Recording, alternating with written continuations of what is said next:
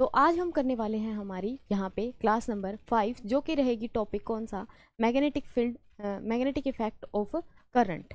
ठीक है, electric current के जो मैग्नेटिक इफेक्ट आते हैं उसकी जो है 4 क्लासेज हम यहाँ पे पहले कर चुके हैं। जो 5th क्लास है वो आज हमारी यहाँ पे रहने वाली। तो चलिए स्टार्ट करते हैं क्लास को। ठीक है, इसमें भी हम जैसे कि पीछे अपनी सीक्वेंस में हम क्वेश्चंस को अटेम्प्ट कर रहे थे, वैसे ही क्वेश्चन जो है यहाँ पे आपको देखने को मिलेंगे। लेकिन यहाँ पे खास बात ये रहेगी कि 4 क्लासेस के क्वेश्चन मैं खुद करवा चुकी हूँ। ये क्लासेस वाले क्वेश्चन आपको पहले खुद ट्राई करने हैं। ठीक है, तो चलिए फर्स्ट क्वेश्चन की तरफ मूव करते हैं।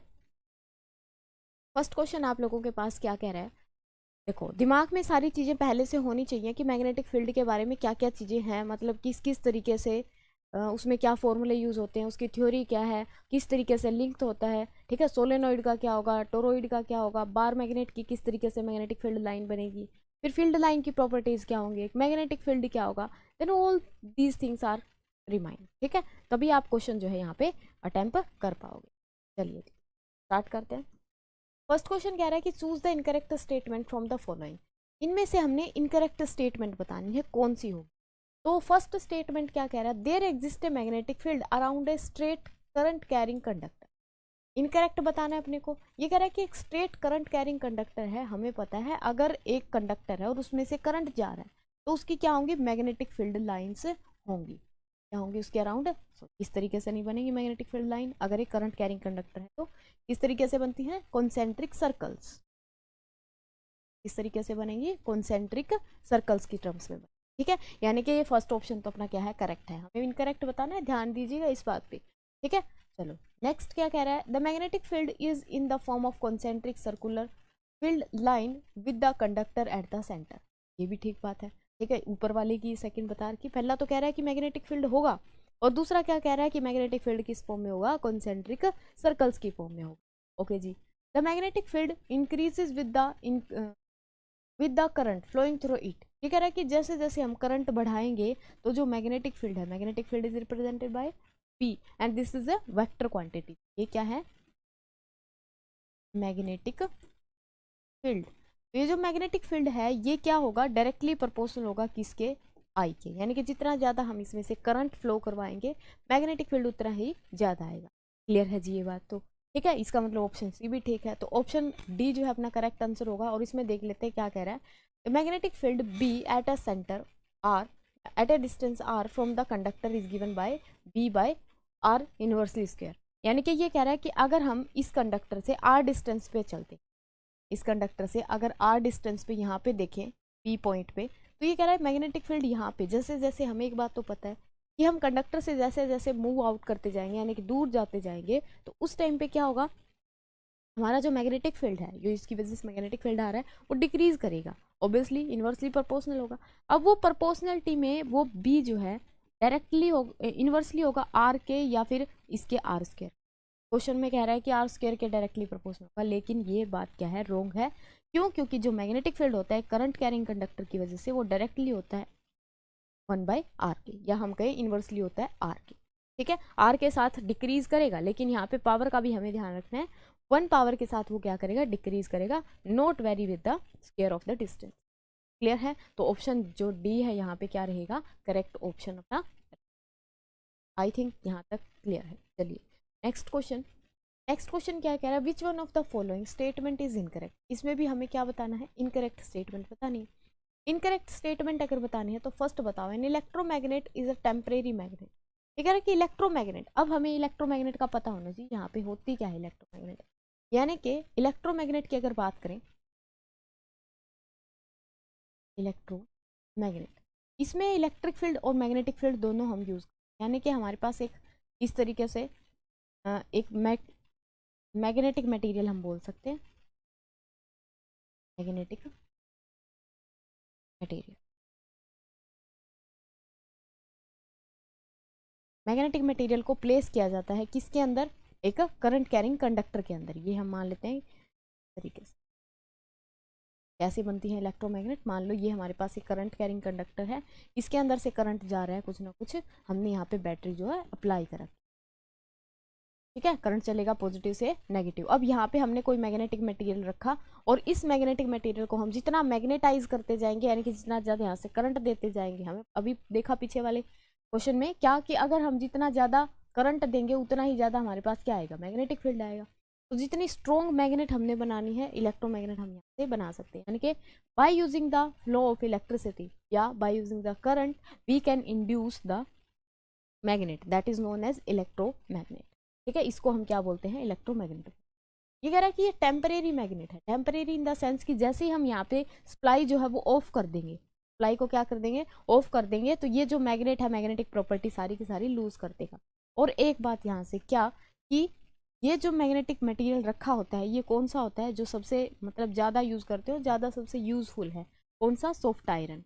Y soft iron, soft iron ही क्यों चूज किया, क्यों, क्योंकि सॉफ्ट आयरन के पास वो प्रॉपर्टीज हैं कि ये जितना जल्दी गेन करता है उतना ही जल्दी क्या करता है, लॉस करता है, इसको मैग्नेटिक फील्ड। यानी कि हम कह सकते हैं कि इसके अंदर it have strong property, it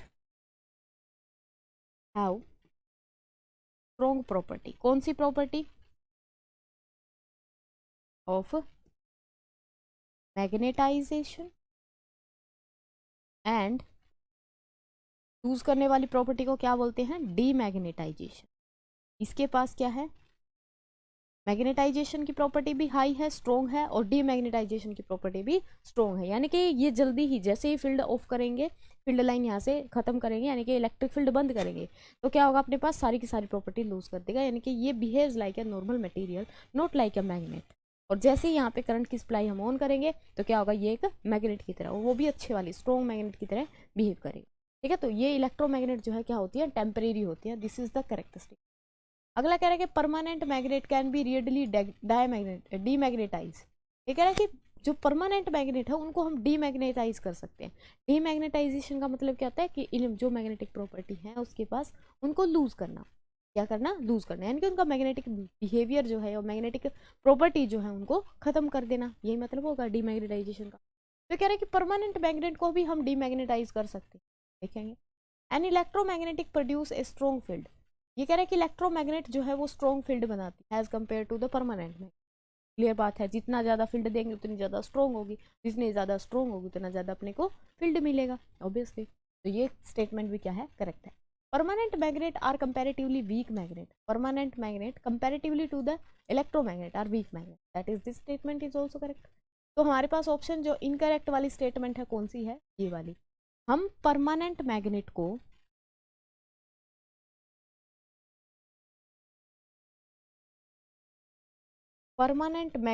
हम ना तो डीमैग्नेटाइज कर सकते, इसको हम डीमैग्नेटाइज नहीं कर सकते, और ना ही हम इसको मैग्नेटाइज कर सकते।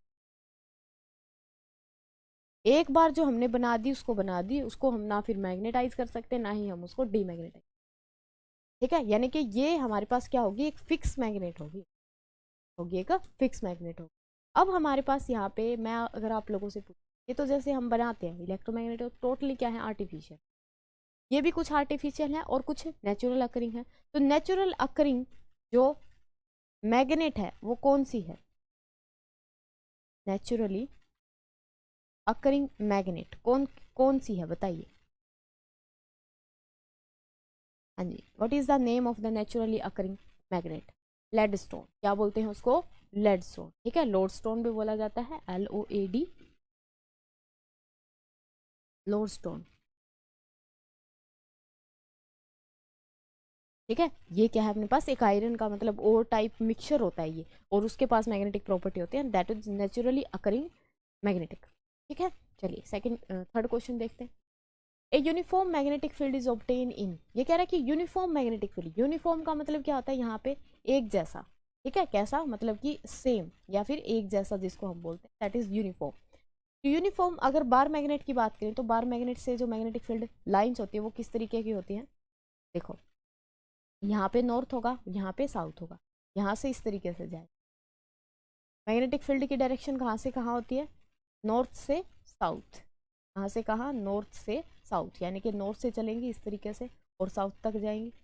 और ये तो है आउटसाइड द मैग्नेट। अगर इनसाइड द मैग्नेट बात करें तो कहाँ से कहाँ होगी, साउथ से लेके नॉर्थ तक। तो बार मैग्नेट की तो मैग्नेटिक प्रॉपर्टी कुछ इस तरीके की। अच्छा, ये तो हो गया ए ऑप्शन। बी ऑप्शन की अगर बात करें तो हॉर्सशू मैग्नेट। हॉर्सशू मैग्नेट किस तरीके की होती है भाई, हॉर्सशू मैग्नेट की अगर बात करें तो ये होती है कुछ इस तरीके, ऐसी कुछ रहती है, ठीक है। और इसकी मैग्नेटिक प्रॉपर्टी अगर देखें तो मैग्नेटिक फील्ड लाइन जो है यहाँ पे ज़्यादा मिलेगी, इस तरीके से यहाँ पे जो है स्ट्रेंथ ज़्यादा मिलेगी, बहुत ज़्यादा मिलेगी। ये वाला बी ऑप्शन हो गया अपना। सी वाले की अगर बात करें तो अब देखेंगे अभी कि जो है यूनिफॉर्म किस में आ रही है। यूनिफॉर्म का मतलब कि पूरे के पूरे में सेम आए, जैसे कि यहाँ पे इनकी देखेंगे तो यहाँ पे इस तरीके से मिले, ठीक है। लेकिन इतनी ज़्यादा इंटेंसिटी यहाँ पे नहीं होगी मैग्नेटिक फील्ड की जितनी कि इसके हम कह सकते हैं कि कॉर्नर्स पे है, ठीक है, पोल्स पे है जितनी। ओके, सी ऑप्शन देखो यहाँ से। सी ऑप्शन में क्या है कि सर्कुलर कोइल है कैरिंग करंट, एक सर्कुलर कोइल है इस तरीके से। इसकी अगर मैग्नेटिक फील्ड लाइन देखूँ तो इसकी मैग्नेटिक फील्ड लाइन कैसी आती है, इस तरीके से, ठीक है। यानी कि इसके अराउंड होंगी, इसके अराउंड इन द सेंस कि यहाँ पे एक पे कुछ इस तरीके से, समझ गए ना, ठीक है। तो इस तरीके से होंगे, यानी कि रिंग्स होंगे इसके अराउंड, हम कह सकते हैं कि तो मैग्नेटिक फील्ड लाइन कुछ इस तरीके की होंगी। अच्छा, डी ऑप्शन की अगर बात करते हैं तो डी ऑप्शन में क्या है अपने पास, डी में है cylindrical coil carrying current. Cylindrical coil, cylindrical क्या है, कोइल है। सिलेंड्रिकल कोइल अगर है तो किस तरीके से बनेगी, देखो ऐसे, ये है सिलेंड्रिकल कोइल अपने पास। और इसकी जो मैग्नेटिक लाइंस हैं वो किस तरीके की बनेगी, यहाँ से देखेंगे तो ऐसे,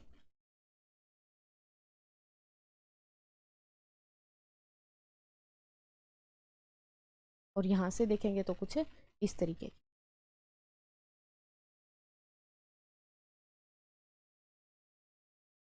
सिमिलरली यहाँ पे,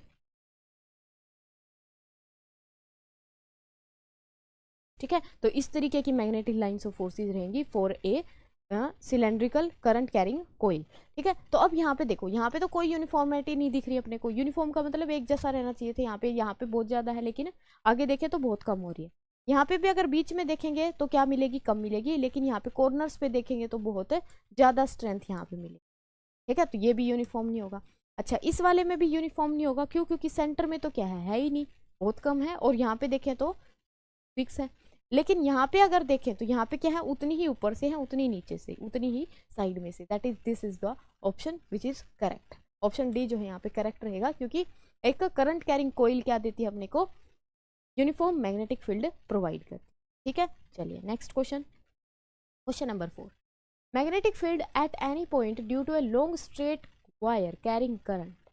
हमें बताना क्या है कि जो मैग्नेटिक फील्ड आता है due to a at any point due to a long straight conductor या स्ट्रेट करंट कैरिंग वायर। ये मेरे पास एक वायर है, इसमें से जा रहा है करंट आई। अब इसके लिए हमें बताना है कि क्या क्या चीज़ें यहाँ पे सही होंगी, बताइए। यहाँ पे क्वेश्चन रीड करिए एक बार, बताइए क्या क्या चीज़ें यहाँ पे सही होंगी। हाँ जी, फर्स्ट क्या कह रहा है कि is proportional to the distance from the wire. ये कह रहा है कि इसकी, ओके, मैग्नेटिक फील्ड वो बताना है कि किसके ऊपर डिपेंड करेगा। ये कह रहा है कि प्रोपोर्शनल होगा, जो बी है वो प्रोपोर्शनल होगा आर के। भी जैसे जैसे हम दूर जाते जाएंगे, यहाँ से यहाँ गए, मान लो पी पॉइंट पे, ये डिस्टेंस है आर, जैसे हम यहाँ से यहाँ जाएंगे तो डिस्टेंस के साथ मैग्नेटिक फील्ड क्या करेगा, इंक्रीज करेगा। This is not possible. तो फर्स्ट स्टेटमेंट तो क्या होगी, इनकरेक्ट। सेकेंड वाला अगर देखें, it is inversely proportional to the distance from the wire. B is inversely to R, ये तो कुछ पढ़ा पढ़ा लग रहा है, ठीक है, अभी देखा था हमने ये। थर्ड क्या कह रहा है, it is inversely proportional to the square of distance from the wire.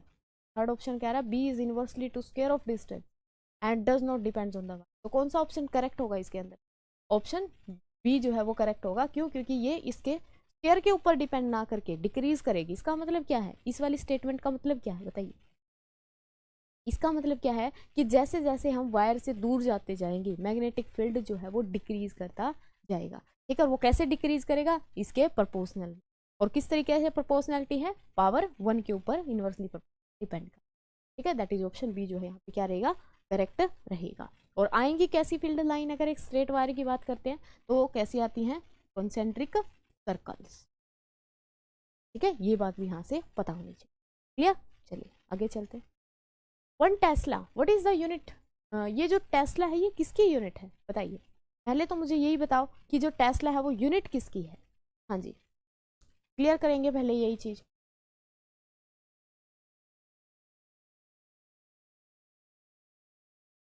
बताइए किसकी यूनिट है जो टेस्ला है। हम यहाँ पे पढ़ रहे हैं चैप्टर मैग्नेटिक फील्ड, तो ये जो यूनिट होगी यहाँ पे किसकी होगी, वो मैग्नेटिक फील्ड की होगी। यानी कि ऐसा unit of magnetic field is Tesla. क्या है, Tesla, and this is represented by capital T. किससे लिखा जाता है ये टेस्ला को, कैपिटल पी से लिखा जाता है। ठीक है, आई थिंक आवाज प्रॉपर आ रही है या कोई गड़बड़ चल रही है।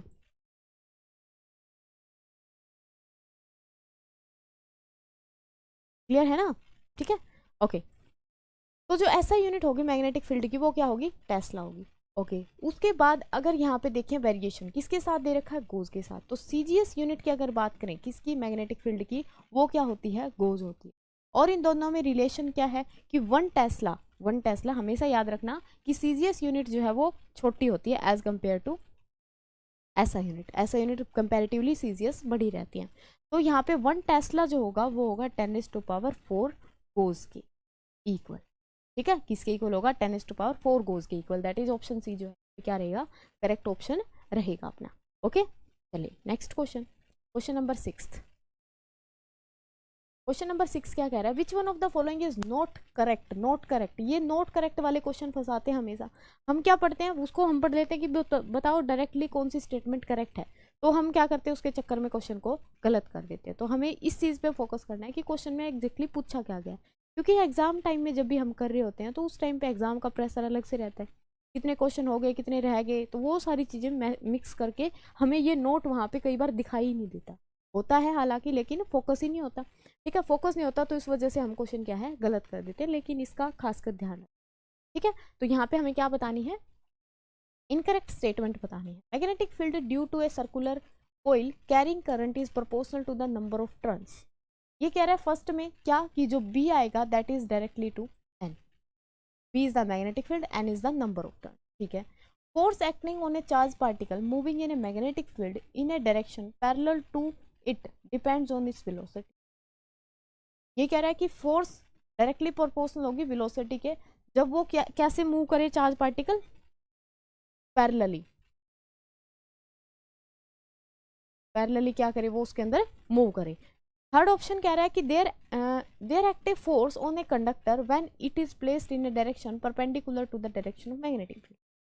ओके, फोर्स देखेंगे यहाँ पे, फोर्स का फॉर्मूला अगर क्लियर है तो कर पाओगे। नेक्स्ट कह रहा है कि force acting on a charge particle moving in a direction perpendicular to the direction of magnetic field is depends on the velocity.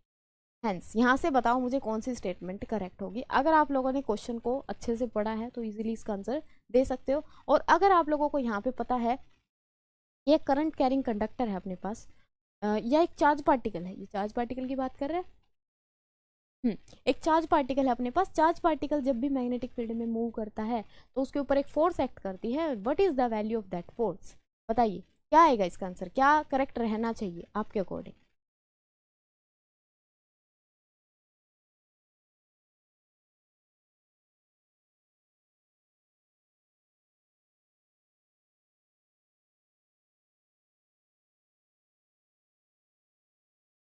कौन सा ऑप्शन जो है यहाँ पे करेक्ट रहेगा बताइए। अगर मैं एक चार्ज पार्टिकल के ऊपर फोर्स की वैल्यू देखूं, वो मतलब किस तरीके से डिपेंड करता है,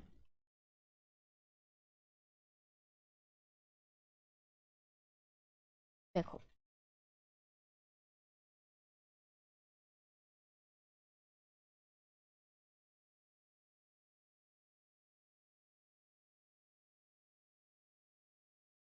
अगर हमारे पास ये यूनिफॉर्म मैग्नेटिक फील्ड,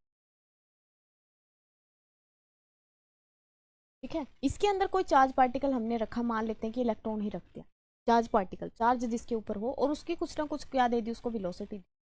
जब ये किसी एंगल पे पुट करेंगे, क्या होगा, जब ये किसी एंगल पे रखा जाएगा और विद सम वेलोसिटी अगर रखा जाएगा तो इसके ऊपर एक फोर्स एक्ट करेगी, and that force is equal to, that जो फोर्स आती है F is directly to B.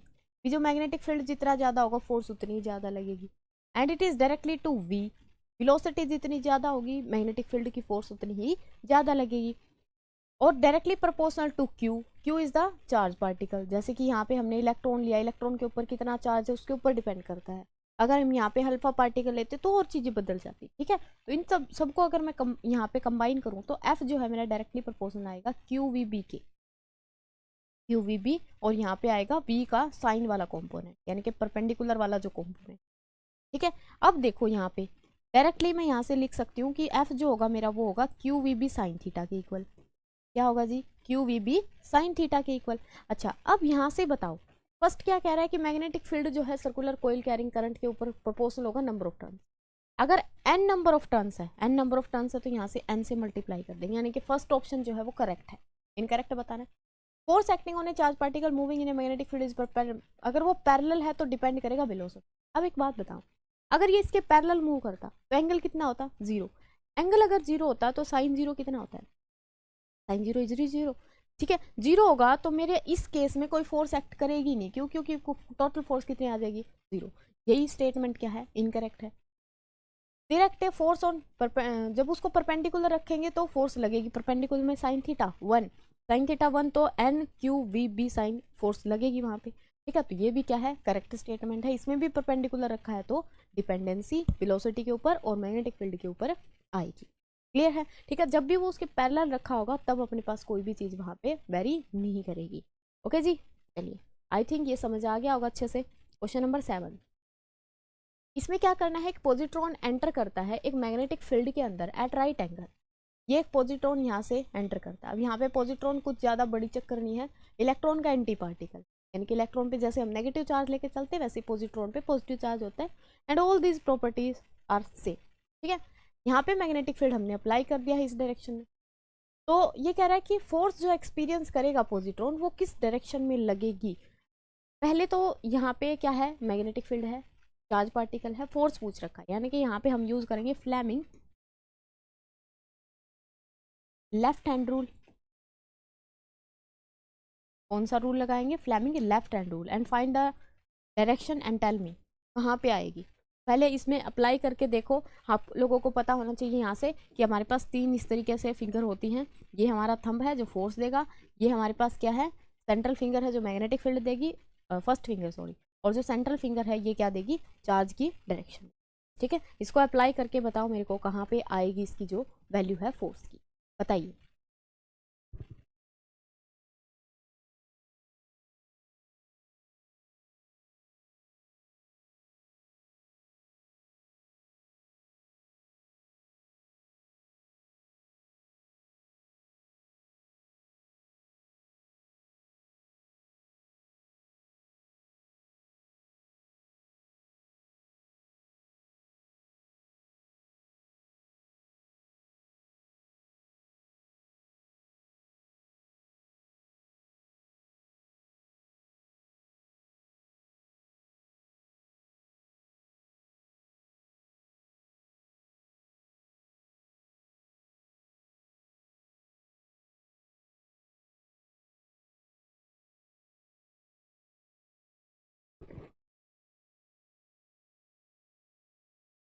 Yes, कहाँ पे आई वैल्यू इसकी जो है डायरेक्शन कहाँ पे आएगी?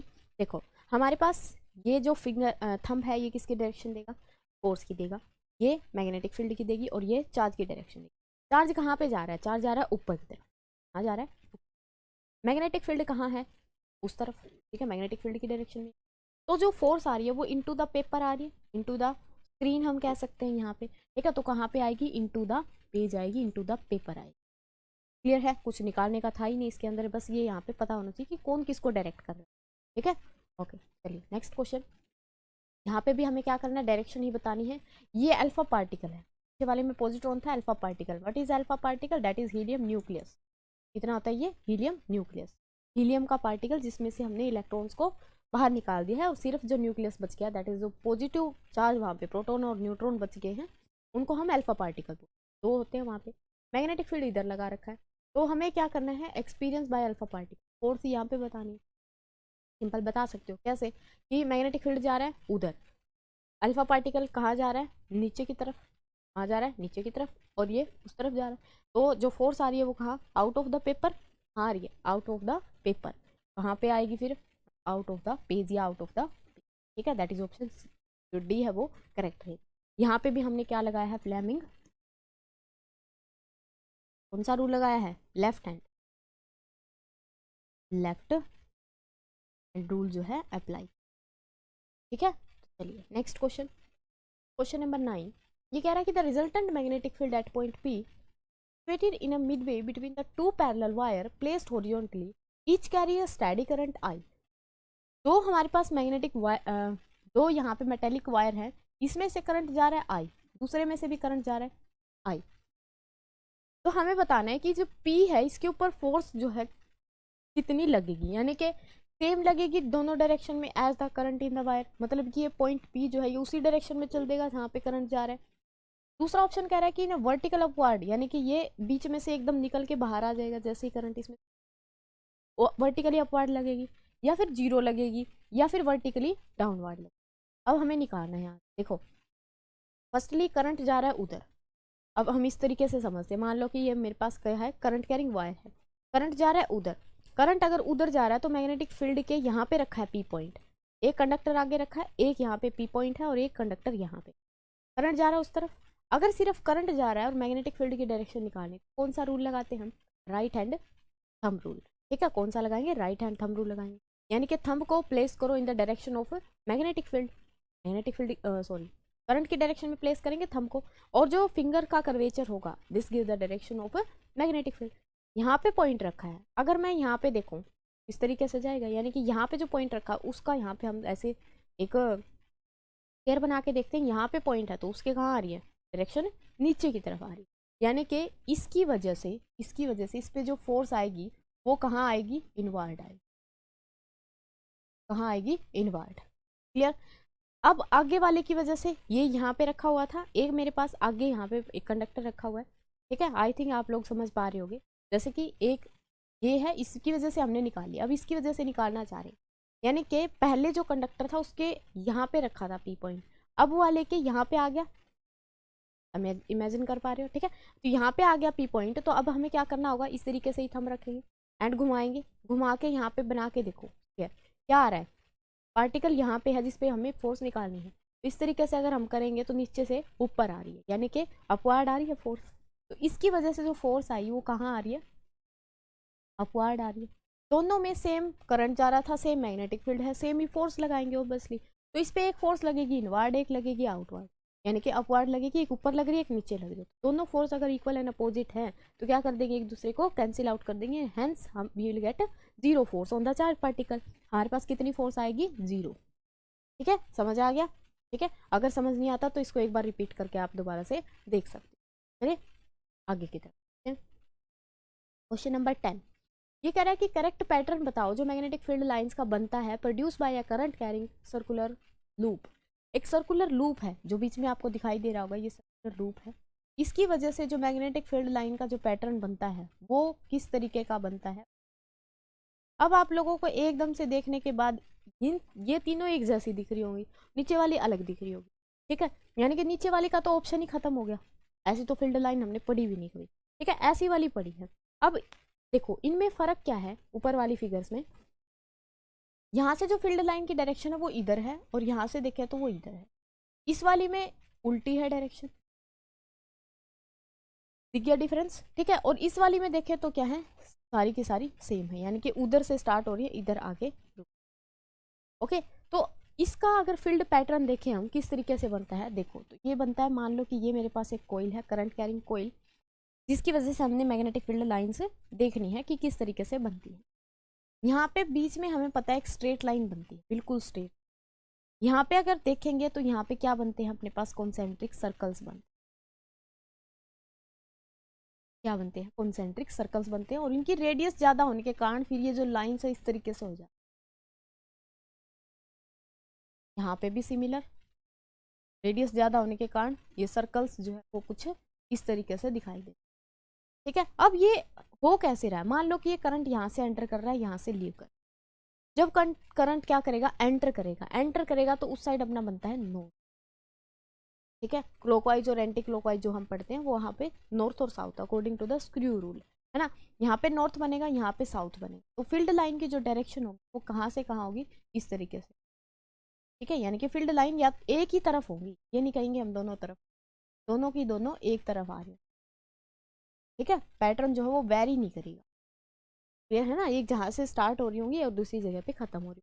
अब बताओ इसके जैसा कौन सा पैटर्न यहाँ पे दिखाई, दैट इज सी ऑप्शन दिखाई दे रहा है, ठीक है। एक जगह से आ रही है और दूसरी जगह पे भी सेम आ रही है, क्लियर है। बीच में इसमें यूनिफॉर्म होता है, कॉर्नर्स पे अगर देखेंगे तो वहाँ पे क्या होता है, ज़्यादा होता है, बहुत ज़्यादा, और बीच में देखेंगे तो वो कम होता जाता है। दिस इज बीच में जो परपेंडिकुलर होता है, perpendicular to plane of paper and uniform, ठीक है, क्या होगा, uniform, clear. Next question 11, magnetic field inside a long straight current carrying solenoid, solenoid के इनसाइड, ये तो बहुत इजी क्वेश्चन पूछ, क्योंकि सोलेनोइड वाला तो सभी ने पढ़ रखा है ना। सोलेनोइड क्या है, एक सॉफ्ट आयरन कोर लेते हैं हम, यानी कि एक सोलेनोइड क्या है बेसिकली, एक हमने इस तरीके से इंसुलेटिंग शीट ली, कोई भी एक इंसुलेटिंग शीट ली, ठीक है, इसके ऊपर वाउंड कर दिया, किसको, मेटेलिक वायर को, मेटेलिक वायर को क्या कर दिया, इसके ऊपर वाउंड कर दिया इस तरीके से। तो इसमें से जो फील्ड लाइन जाएंगी वो कुछ इस तरीके से जाएंगी। अगर हम सोलेनोइड के इनसाइड बात करते हैं, बी इनसाइड किसके, सोलेनोइड की, ये क्या है अपने पास, एक सोलेनोइड है, तो बी इनसाइड कैसा होता है, यूनिफॉर्म होता है, क्या होगा, यूनिफॉर्म। यूनिफॉर्म बोले तो सेम, कहाँ पे same, same at all point, सारे के सारे पॉइंट पे क्या रहेगी, सेम रहेगी वैल्यू, ठीक है। और बी अगर आउटसाइड देखते हैं, बी आउटसाइड देखते हैं तो वहां पे वैल्यू कितनी मिलेगी, कितनी मिलेगी, 0 मिलेगी, क्लियर है। ये दोनों चीजें यहाँ पे ध्यान रखनी है। तो अब ये कहाँ पूछ रहा है, लॉन्ग सोलेनोइड है, जिसके हमें बताना इनसाइड मैग्नेटिक फील्ड कितना, 0 होगा, नहीं है तो आउटसाइड होगा। डिक्रीज करेगा, मूव करेंगे जब हम एंड पे मूव करेंगे तो डिक्रीज करेगा, ना डिक्रीज करता ना ही इंक्रीज करता, इस एंड से लेके इस एंड तक सेम रहेगी वैल्यू हर एक पॉइंट के ऊपर, सेम एट ऑल पॉइंट, ठीक है। ऑप्शन जो है डी यहाँ पे क्या रहेगा, करेक्ट रहेगा, क्लियर है जी सभी को, ठीक है। Question number 12, in domestic electric circuit the wiring with 15 ampere current rating is for the electric device which have. अब अगर आप लोगों को ध्यान हो, हमने जब इलेक्ट्रिसिटी वाला चैप्टर पढ़ा था उसमें हम फ्यूज वायर की बात कर रहे थे। फ्यूज वायर क्या था कि सेफ्टी डिवाइस था, जो कि हमें जो लार्ज करंट है उसको अप्लायंसेस को बचा रहा था, है ना, यही था। अगर हमारे पास डिवाइसेस क्या है, कम रेटिंग के हैं, कम रेटिंग इन द सेंस कि थोड़े करंट पे वो ऑपरेट हो जाते हैं, ठीक है, उनके लिए हमें फ्यूज वायर छोटा वाला चाहिए, और जो ज़्यादा करंट कंज्यूम करते हैं उसके लिए फ्यूज वायर ज़्यादा चाहिए। अब जैसे कि चार्जर है अपने पास, जो फ़ोन का मोबाइल का चार्जर होता है, ये चार्जर है, तो इसका अगर हम देखेंगे फ्यूज वायर इसके अंदर, या फिर इसकी जो टोटल वोल्टेज है वो अप्रोक्सीमेटिव 5 एम्पियर होती है, ठीक है, 5 एम्पियर, और हमारे पास आ कितना रहा है, मतलब वोल्टेज की भी बात करें तो 5 वोल्ट तक अप्रोक्सीमेट आ कितना रहा है हमारे पास, 220 वोल्ट, तो उसके अंदर बहुत सेफ्टी मेजर्स लगे हुए हैं, ठीक है ना। इसी तरीके से अगर 15 एम्पियर रेटिंग है तो इसका मतलब क्या है, वो ज़्यादा एनर्जी को, ज़्यादा करंट को क्या कर रहा है, कंज्यूम कर रहा है। तो ऐसा किस में होता है, higher power rating such as geyser, या फिर लोअर पावर रेटिंग के लिए चाहिए होगा, या फिर metallic bodies and low power rating, या फिर non metallic and low power में ये कभी भी चाहिए नहीं होगा। This is required in the high power rating such as geyser हो गया हमारे पास, प्रेस होगी इलेक्ट्रिक, ठीक है, तो इसके अंदर क्या होता है, रिक्वायर्ड होता है, क्लियर है। ओके, नेक्स्ट क्वेश्चन देखिए, strength of magnetic field produce by a current carrying solenoid does not depends on. अभी हमने सोलेनोइड का केस पढ़ा था, तो सोलेनोइड क्या है, इस तरीके से एक हमारे पास एक कुंडली बोलते हैं उसको, ठीक है, परिनालिका बोलते हैं, इसके अंदर मैग्नेटिक फील्ड लाइन देखें तो वो कैसी थी, यूनिफॉर्म थी। अब ये जो मैग्नेटिक फील्ड है इसमें वेरी कैसे करेगा, यानी कि आएगा किस किस के ऊपर डिपेंड करेगा, पहला तो नंबर ऑफ टर्न्स के ऊपर डिपेंड करेगा, दूसरा इसके अंदर जो करंट चल रहा है उसके ऊपर डिपेंड करेगा, ठीक है। अब यहाँ पे देखो, और तीसरा ये मटेरियल के ऊपर भी डिपेंड करेगा, नेचर ऑफ, डायरेक्टली नहीं बोलेंगे यहाँ पे, ये हम बोलेंगे बी जो है वो डिपेंड करेगा on nature of material.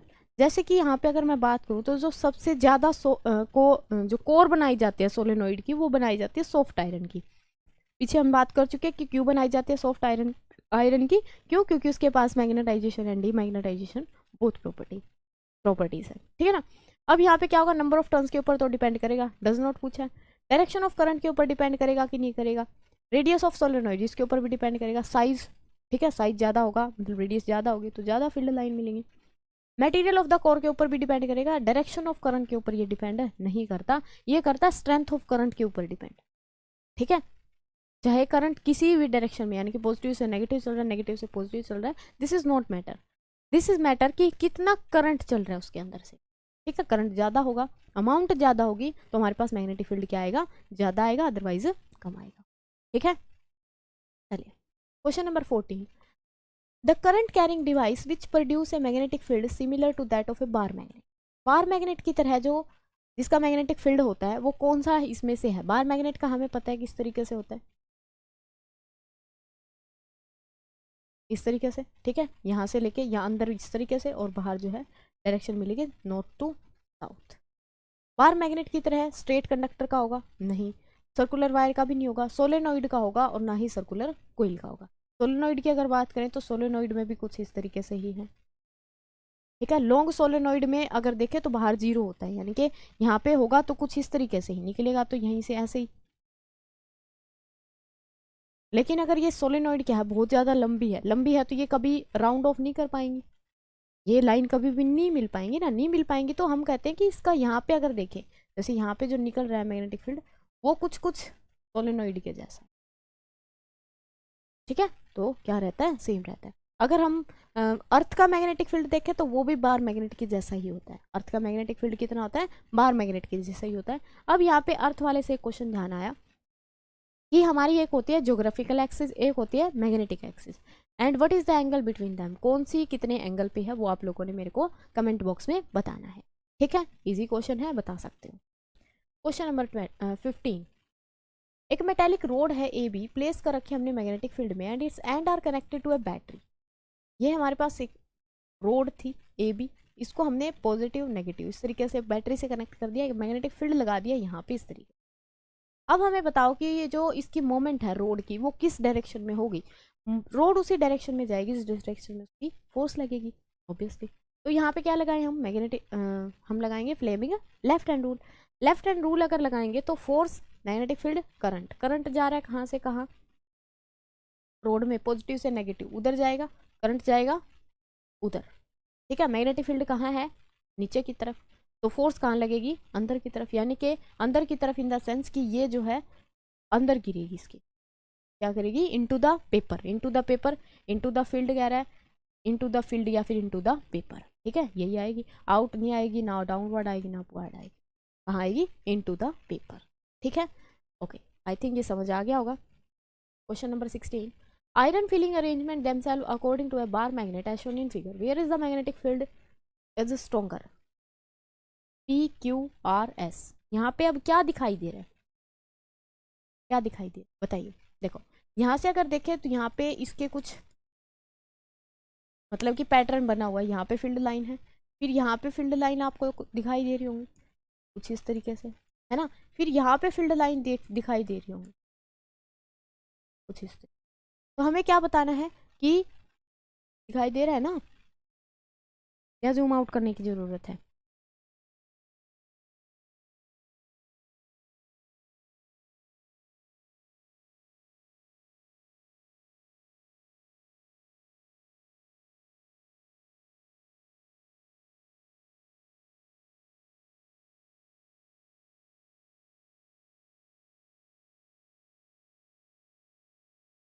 Okay ठीक है, तो यहाँ पे अगर देखेंगे तो यहाँ पे स्ट्रेंथ क्या है, बहुत ज़्यादा है, यानी कि हमें क्या करना है ऐसी वाली फिगर में, हमें देखना होता है कि स्ट्रेंथ किसकी ज़्यादा है, मतलब किस पॉइंट पे ज़्यादा मैग्नेटिक लाइंस फोर्स दिख रही है। जितनी फोर्सेस की मैग्नेटिक लाइंस और फोर्सेस होंगी उतना ही ज़्यादा क्या होगा, मैग्नेटिक फील्ड होगा, ठीक है। दैट इज जो आर पॉइंट है, आर पॉइंट के ऊपर सबसे ज़्यादा मिलेगी।